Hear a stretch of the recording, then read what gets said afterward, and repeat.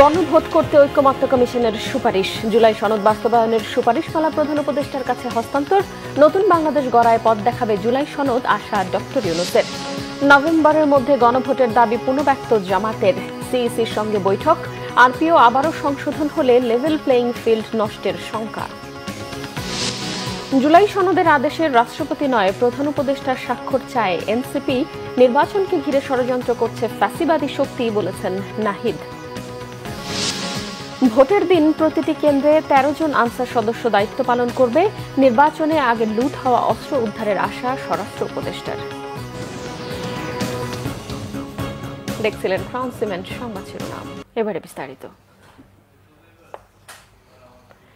জাতীয় ঐকমত্য কমিশনের সহসভাপতি ডক্টর আলী রিয়াজ বলেছেন, আদেশ জারির পর থেকে জাতীয় নির্বাচনের দিন পর্যন্ত যে কোনো সময় সরকার গণভোটের আয়োজন করতে পারে। এ বিষয়ে নির্বাচন কমিশনের সাথে দ্রুত আলোচনার তাগিদও দেওয়া হয়েছে। আলী রিয়াজ বলেন, জুলাই জাতীয় সনদ বাস্তবায়ন আদেশ জারির বিষয়টি সরকারের উপরেই ছেড়ে দিয়েছে কমিশন। আর জাতীয় সনদ 270 দিনের সুপারিশ বাস্তবায়নে ব্যর্থ হলে স্বয়ংক্রিয়ভাবেই তা সংবিধানে যুক্ত হবে। রিপোর্ট সৈয়দ আব্দুল মুহিতের।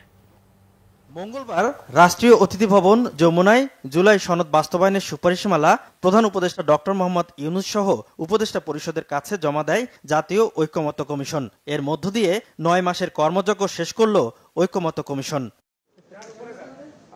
এ বিষয়ে ফরেন সার্ভিস একাডেমিতে ব্রিফিংয়ে ডক্টর আলী রিয়াজ জানান, জুলাই জাতীয় সনদ বাস্তবায়নে 48টি সুপারিশ করেছে কমিশন। যেসব সংস্কারের সুপারিশ বাস্তবায়নের বিষয় সাংবিধানিক নয়, সেগুলো অধ্যাদেশের মাধ্যমে দ্রুত বাস্তবায়ন করা যাবে। এছাড়া যেসব সুপারিশে ভিন্নমত নেই, সেগুলো দাপ্তরিক নির্দেশের মাধ্যমে দ্রুত বাস্তবায়িত হবে। জানান, জুলাই সনদ বাস্তবায়নে সংবিধান সংস্কার বিষয়ে গণভোট আয়োজনের সুপারিশ করেছে জাতীয় ঐকমত্য কমিশন। গণভোট অনুষ্ঠানের ব্যাপারে আমরা কমিশনের পক্ষ থেকে সরকারকে কোনো সুনির্দিষ্ট সময় বেঁধে দেইনি। আমরা বলেছি যে সরকার এই আদেশ জারির পর থেকে নির্বাচনের দিন পর্যন্ত যে কোনো সময়ে তারা এইটা করতে পারবেন। সে কারণেই আমরা বলেছি এটা সরকার সিদ্ধান্ত নেবে। আমরা মৌখিকভাবে আজকেও বলে এসেছি সরকারকে যে আপনারা নির্বাচন কমিশনকে জিজ্ঞাসা করুন, তাদেরকে সিদ্ধান্ত নিতে বলুন। ডক্টর আলী রিয়াজ বলেন, আদেশ জারির ভিত্তি হবে গণ অভ্যুত্থান, তবে আদেশ জারি কে করবে তা সরকারের উপর ছেড়ে দিয়েছে কমিশন।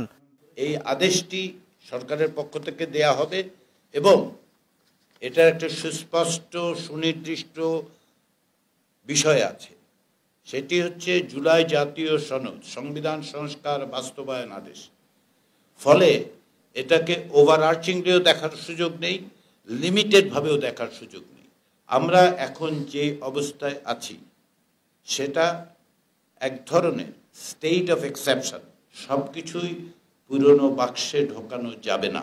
এনসিপি সহ যেসব দল সনদে স্বাক্ষর করেনি, কমিশনের মেয়াদের বাকি 3 দিনের মধ্যেই তারা সই করবে বলেও আশা ডক্টর আলী রিয়াজের। সৈয়দ আব্দুল মুহিত, বাংলা ভিশন, ঢাকা।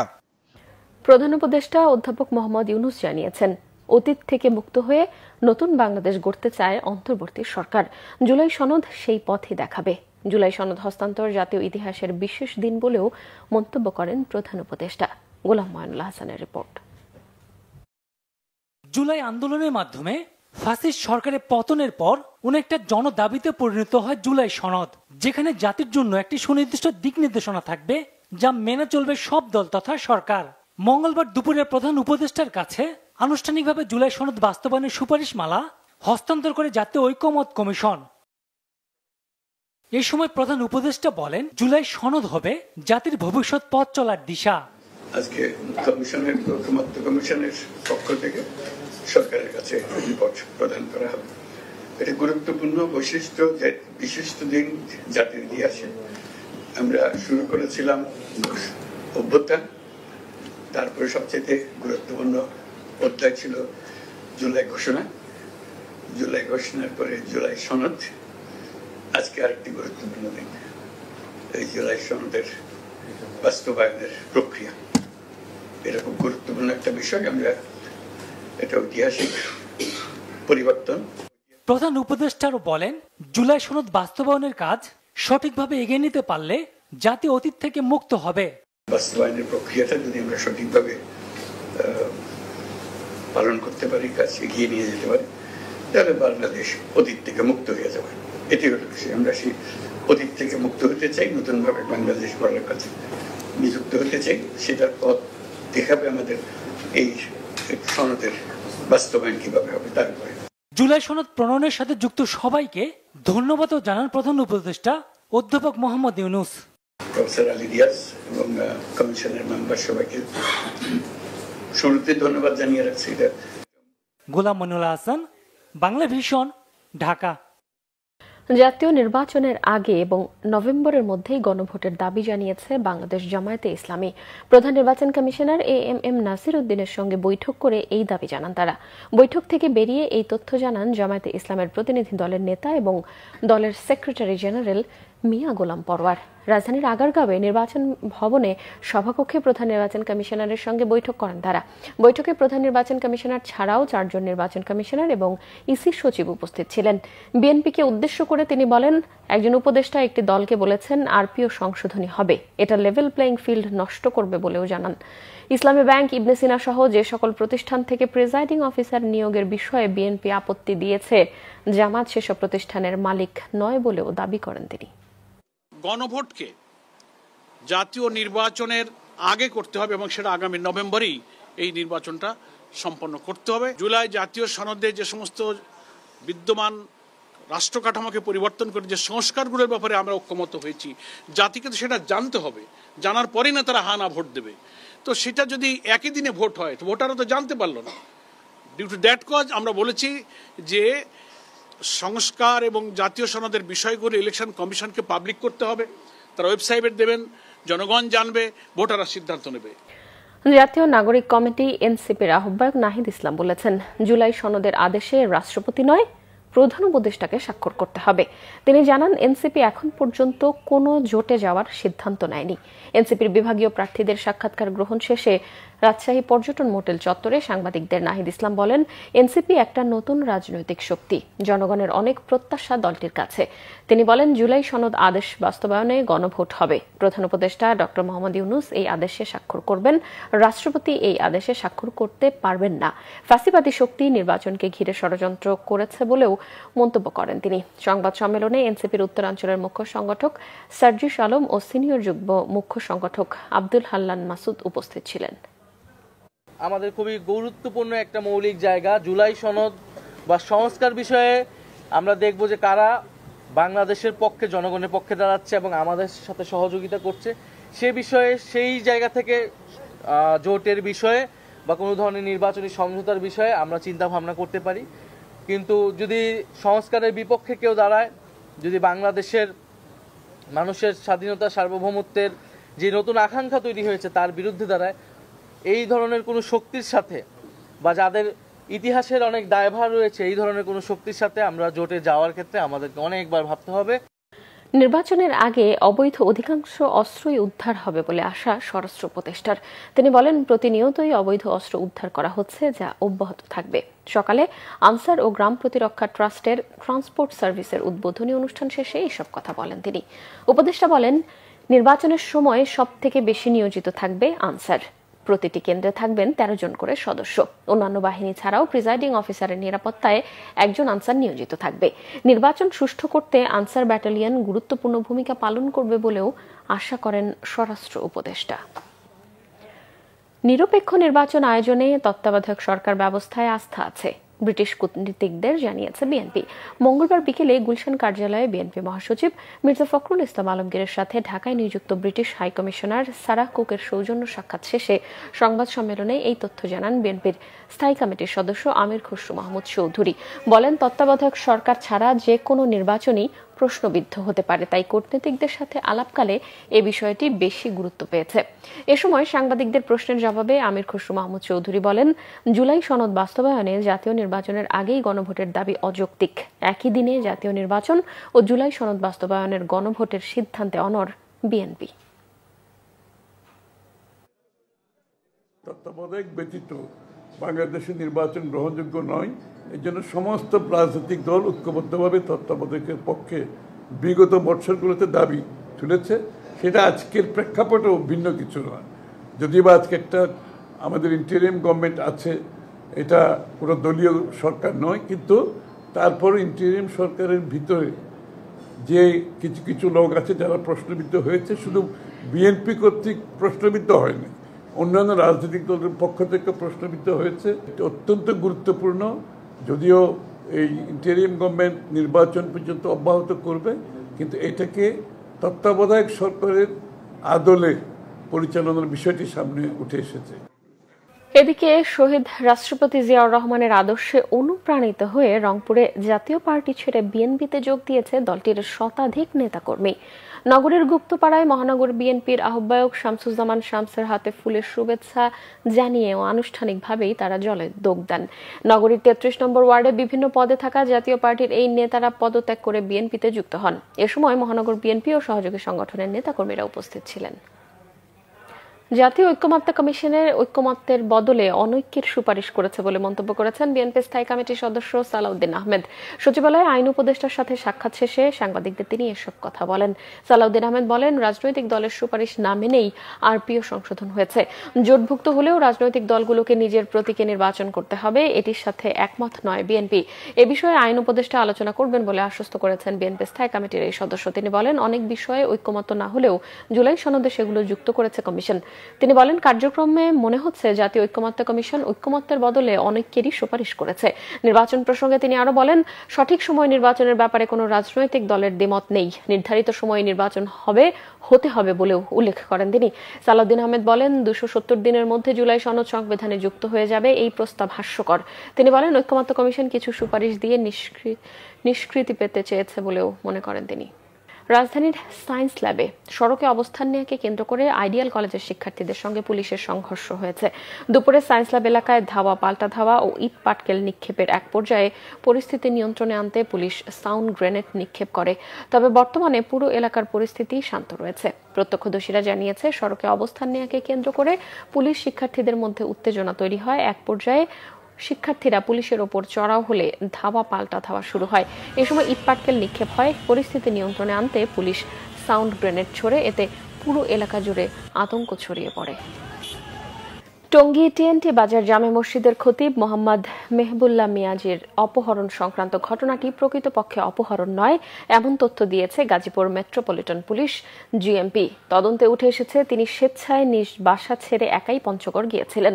দুপুরে এক প্রেস ব্রিফিংয়ে জিএমপির অতিরিক্ত পুলিশ কমিশনার মোহাম্মদ তাহিরুল হক চৌহান জানিয়েছেন, গত 24 অক্টোবর মামলার অভিযোগ করা হয় অজ্ঞাত 4 থেকে 5 জন ব্যক্তি অ্যাম্বুলেন্সে করে খতিবকে অপহরণ করেছে, কিন্তু ওই সময় এলাকায় কোনো অ্যাম্বুলেন্স চলাচলের প্রমাণ সিসিটিভি ফুটেজে পাওয়া যায়নি। 22 অক্টোবর সকালে মেহবুল্লাহ মিয়াজি নিজ বাসা থেকে হাঁটতে বের হয়ে মাঝুখান ও মীরের বাজার ও ভোগড়া বাইপাস হয়ে ঢাকার গাবতলীতে পৌঁছান। পরে তিনি শ্যামলী পরিবহনের বাসে পঞ্চগড়ের টিকিট কেটে যাত্রা শুরু করেন। যাত্রাপথে বগুড়ার শেরপুর থানায় একটি হোটেলে নামাজের জন্য নেমে আবার বাসে ওঠেন, এমন দৃশ্য সিসিটিভির ফুটেজে ধরা পড়ে। উনি শারীরিক অক্ষমতাকে দায়ী করেন যে আমার শারীরিক কিছু সমস্যার কারণে, মানসিক কিছু সমস্যার কারণে আমি এই ঘটনাটা করেছি। কিন্তু স্টিল আমরা মনে করি জিনিসটা অবস্কিউর, এখানে কারো ইন্ধন আছে কি নাই এটা আমাদের কাছে স্পষ্ট না। এই বিষয়গুলি পরবর্তীতে আপনাদেরকে স্পষ্ট করা হবে এবং যে সমস্ত প্রচলিত আইনে যেই প্রসিকিউশন প্রয়োজন আমরা এই অনুযায়ী তার বিরুদ্ধে অথবা আরও যদি কেউ যদি এটার মধ্যে থাকে ব্যবস্থা নেওয়া হবে। গোপালগঞ্জের টঙ্গীপাড়ায় জনগণের ওপর আওয়ামী লীগের কোনো আস্থা ও বিশ্বাস ছিল না বলেছেন স্বেচ্ছাসেবক দলের সভাপতি এস.এম. জিলানী।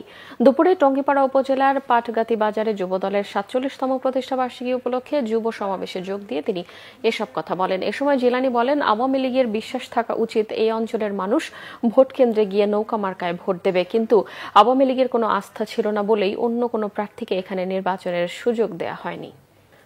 ভৈরব জেলার বাস্তবায়নের দাবিতে রেল স্টেশনে অবরোধ কর্মসূচি পালনের সময় পাথর নিক্ষেপ করে ট্রেনের ইঞ্জিন ও 2টি বগির ক্ষয়ক্ষতি হওয়ায় 3 জনকে গ্রেফতার করা হয়েছে। ভৈরব রেলওয়ে স্টেশনের মাস্টার ইউসুফ বাদী হয়ে সোমবার রাতে একটি মামলা করেছেন রেলওয়ে থানায়। মামলার এজাহারে বলা হয়, রাতে ভৈরব রেলওয়ে স্টেশনের মাস্টার মোহাম্মদ ইউসুফ বাদী হয়ে থানায় অজ্ঞাত 150 জনের বিরুদ্ধে মামলা করার পর 3 জনকে গ্রেফতার করে। তাদের 3 জনের বাড়ি রেল স্টেশন সংলগ্ন পঞ্চবটি এলাকায়। পুলিশ জানায়, গতকাল সকালে ভৈরবে 65 ৬৫তম জেলা করার দাবিতে ব্যানার ফেস্টুন নিয়ে পল্লী জাগরণী সংঘ নামের একটি স্থানীয় সংগঠনের সদস্যরা রেল স্টেশন অবরোধ করে।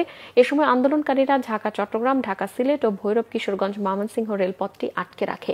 এ সময় আন্দোলনকারীদের ট্রেনের ইঞ্জিন থেকে নেমে যেতে বললেও পুলিশের সাথে তাদের বাগবিতণ্ডা শুরু হয়। এক পর্যায়ে ট্রেনটি লক্ষ্য করে পাথর ছোড়ে বিক্ষোভকারীদের একটি অংশ। এতে ট্রেনের ইঞ্জিন, কোচের লুকিং গ্লাস, একটি হেডলাইট, একটি সাইড গ্লাস, গার্ড রুমের একটি গ্লাস ও খাবার বগির একটি গ্লাসের ক্ষতি হয়। এই ঘটনায় রাতেই থানায় মামলা হলে ৩ জনকে আটক করে পুলিশ। এই ঘটনার সাথে জড়িত বাকি অপরাধীদেরকেও গ্রেফতারের চেষ্টা চলছে বলে জানিয়েছে পুলিশ। রাজধানীর কুলির বিশ্ব রোড থেকে নারায়ণগঞ্জের রূপগঞ্জের শীতলক্ষার ওপর কাঞ্চন ব্রিজ পর্যন্ত ৩০০ ফুট সড়কে ৩৬ জুলাই এক্সপ্রেসওয়ের ১২ কিলোমিটারে প্রায়ই ঘটছে দুর্ঘটনা। এই কারণের হিসেবে বলা হচ্ছে ট্রাফিক ও হাইওয়ে পুলিশের সদস্য কম হওয়া, সিগন্যালের বাতির এলোমেলো নির্দেশনা, পথচারী পারাপারে পর্যাপ্ত ফুট ওভার ব্রিজ না থাকা। প্রতিনিধি খলিল শিকদারের পাঠানো তথ্য ছবিতে প্রতিবেদন।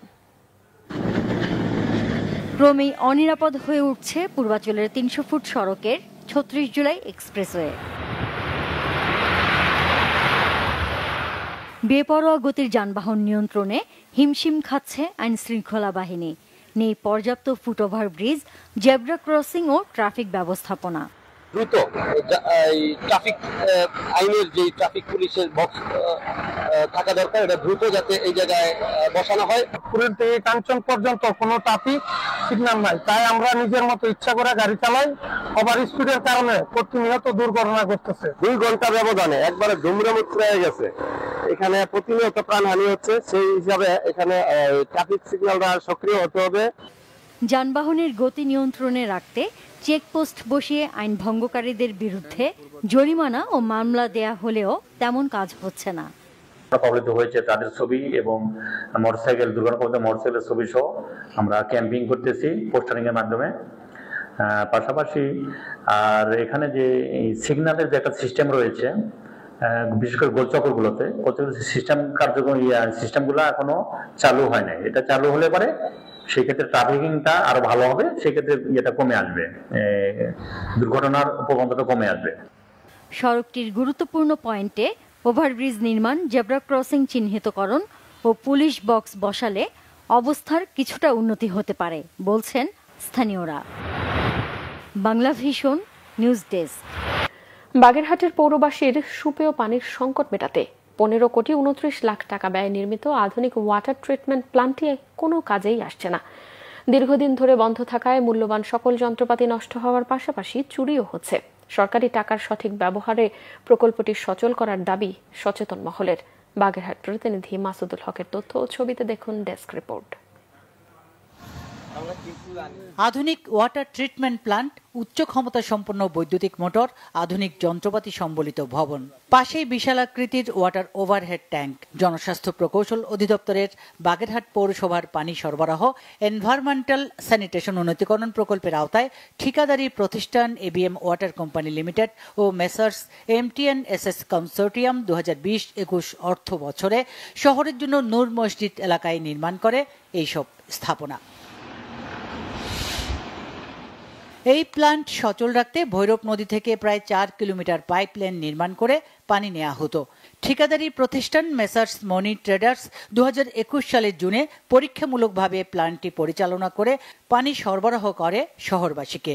পরে পৌরসভার কাছে হস্তান্তর হলে পৌরসভা মাসখানেক চালিয়ে ভালো পানি না পাওয়ায় প্ল্যান্টটি বন্ধ করে দেয়। এরপর থেকে প্ল্যান্টের রিজার্ভারের ঢাকনা, মোটর ও ফ্যান চুরি হয়ে গেছে। নষ্ট হচ্ছে মূল্যবান যন্ত্রপাতি। প্ল্যান্টটা আবারও চালু হোক, ভালো মানুষের দ্বারা চালু হোক এবং এই লুটে পুটে যারা খেয়েছিল তাদের শাস্তি হোক।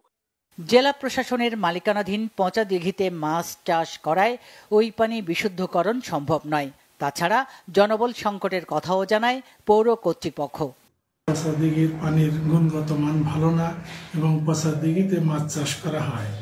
তবে ভবিষ্যতে যদি আমরা পানি ভালো পাই এবং সবার সহযোগিতা পাই, তাহলে হয়তো অচিরেই ট্রিটমেন্ট প্ল্যান্টটি চালু করা সম্ভব হবে। সংকট নিরসনে এত টাকা ব্যয়ের পরেও সারা বছর চরম পানি সংকটে ভোগে পৌরবাসী। পানিগুলা কদিন পর পর আসে, বৃষ্টির পানি অনেকে পায় অনেকে পায় না, কিন্তু পানিতে আবার গন্ধ করে। 4-5 দিন পর পর পানি আসে, আগে তো থাকতো, এখন মতো পানি থাকে না। জেলা প্রশাসন বা অন্য কোনো দপ্তরকে দিয়ে এই প্রকল্প চালু করার দাবি জানায় সচেতন মহল। বিপুল অঙ্কের টাকা দিয়ে এই প্রকল্প অনুমোদন হয়েছে এবং সেটি কর্ম সম্পন্ন হয়েছে, অবকাঠামোগুলি এখন ধ্বংসের দ্বার প্রান্তে এবং সেটি কোনো কার্যকারিতা নাই বললেই চলে। প্রতিষ্ঠানের সক্ষমতাও ঠিকমতো বিশ্লেষণ করা হয়নি, পাশাপাশি যে বিল্ড অপারেটেড অ্যান্ড ট্রান্সফারের ক্ষেত্রে যে প্রাইভেট প্রতিষ্ঠান কত বছর এই প্রকল্পটি পরিচালনা করবেন এই ব্যাপ্তিকাল নির্ধারণেও গাফিলতি ছিল। 8,50,00,000 টাকা ব্যয়ে প্রতিদিন 2 লাখ লিটার পানি শোধন ক্ষমতা সম্পন্ন ট্রিটমেন্ট প্লান্ট, 3,26,56,000 টাকা ব্যয়ে 6,80,000 লিটার ধারণ ক্ষমতা সম্পন্ন ওভারহেড ট্যাঙ্ক এবং ট্রিটমেন্ট প্লান্টে পানি সরবরাহের জন্য 3,53,92,000 টাকা ব্যয়ে নির্মাণ করা হয় transmission line. Bangla vision news desk. দেশের বিভিন্ন জায়গার আরো কিছু খবর নিয়ে এবার দেখুন একটি ডেস্ক রিপোর্ট। বিএনপির যুগ্ম মহাসচিব অ্যাডভোকেট আব্দুল সালাম আজাদ বলেছেন, ফ্যাসিস্ট শেখ হাসিনা জনগণকে তথাকথিত উন্নয়নের রাজনীতি দেখিয়েছে, কিন্তু পতিত সেই রাজনীতির ভিত্তি ছিল দুর্নীতি, দুঃশাসন ও দুর্বৃত্তায়ন। সকালে মুন্সিগঞ্জের লোহজংয়ে রাষ্ট্র কাঠামো মেরামতের 31 দফা লিফলেট বিতরণ ও গণসংযোগকালে তিনি এসব কথা বলেন। বিএনপির কেন্দ্রীয় নির্বাহী কমিটির স্বেচ্ছাসেবক বিষয়ক সম্পাদক শরাফত আলী সপু বলেছেন, ঐক্যবদ্ধ না থাকলে কারোই রাজনীতির অস্তিত্ব থাকবে না। সকালে মুন্সিগঞ্জের শ্রীনগরে যুবদলের 47তম প্রতিষ্ঠা বার্ষিকী উপলক্ষে র্যালি ও পথসভা শেষে তিনি একথা বলেন। যুবদলের 47তম প্রতিষ্ঠা বার্ষিকী উপলক্ষে ফ্রি মেডিকেল ক্যাম্প হয়েছে সিরাজগঞ্জে। সকালে পৌর ভাসানী মিলনায়তনে এতে উপস্থিত ছিলেন জেলা বিএনপির যুগ্ম সাধারণ সম্পাদক ও স্থানীয় প্রেস ক্লাবের সভাপতি মোহাম্মদ হারুন অর রশিদ খান হাসান। যুবদলের প্রতিষ্ঠা বার্ষিকী উদযাপন হয়েছে নরসিংদীতে। দিনটি উপলক্ষে একটি র্যালি বের করা হলে র্যালিটি বিভিন্ন গুরুত্বপূর্ণ সড়কগুলো প্রদক্ষিণ করে সুতাপট্টি গিয়ে সমাবেশে মিলিত হয়। এতে প্রধান অতিথি ছিলেন শহর বিএনপির সাবেক সভাপতি বাবুল সরকার। যুবদলের 47তম প্রতিষ্ঠা বার্ষিকী উদযাপিত হয়েছে কক্সবাজারের উখিয়ায়। সকালে উপজেলা সদরে এতে প্রধান অতিথি ছিলেন জাতীয় সংসদের সাবেক হুইপ জেলা বিএনপির সভাপতি শাহজাহান চৌধুরী। আসন্ন ত্রয়োদশ জাতীয় সংসদ নির্বাচন উপলক্ষে সিলেটে বিএনপির প্রচার মিছিল করেছে বিএনপির নেতা শরীফুল হক সাজুর সমর্থকরা। মিছিলটি শহরের প্রধান সড়কগুলো প্রদক্ষিণ শেষে সমাবেশে মিলিত হয়। এতে অংশ নেন বিএনপি অঙ্গ ও সহযোগী সংগঠনের নেতাকর্মীরা।